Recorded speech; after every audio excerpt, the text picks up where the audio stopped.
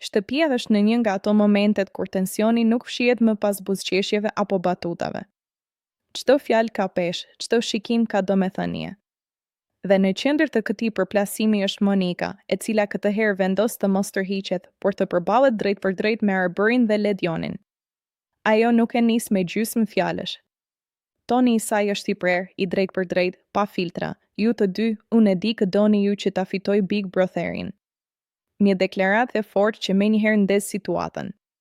Sepse nuk është thjesht një mendim, është një akuzë. Një akuzë që nënkupton se loja nuk është më e pastër, se ka anësi, se ka preferenca të fshehura. Arbëri përpiqet të ruajë qetësinë, ndërsa Ledioni duket i befasuar nga kjo dalje kaq e drejtë për drejtë. Por Monika nuk ndalet. Ajo vazhdon, duke e thelluar edhe më shumë përplasjen. Ju nuk e doni mirin të fitojë. Jeni kundra tij. Fjalët bien sigur në mes të dhomës. Tani nuk ka më kthim pas.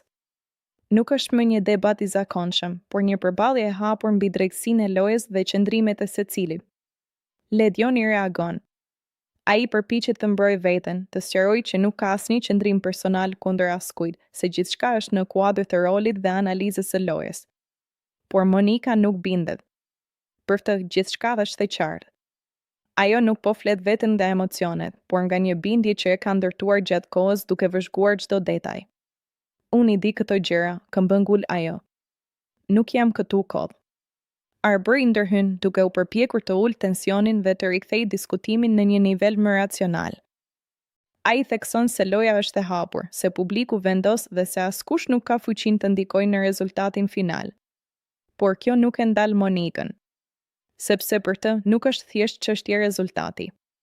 Është çështje ndjenje, perceptimi dhe mënyre se si trajtohen banorët.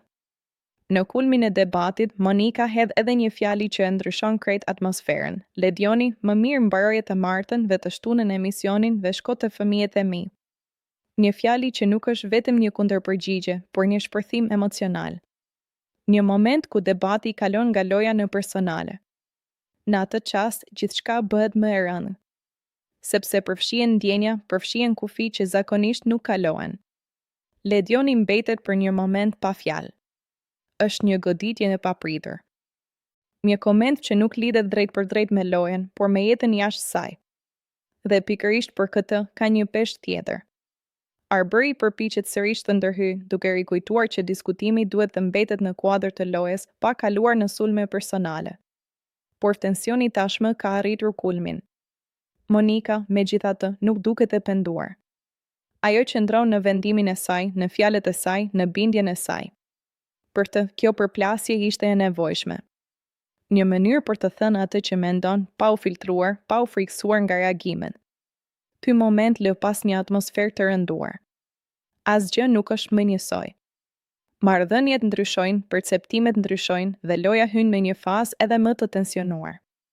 Sepse ndonjëherë nuk janë vetëm nominimet apo votat që ndryshojnë rrjedhën e një formati të tillë. Janë këto përplasje. Këto momente të sinqerta, të ashpra, të papritura. Dhe kjo përballje mes Monikës, Arbërit dhe Ledionit do të mbetet si një nga ato momente që ndan lojën në para dhe pas.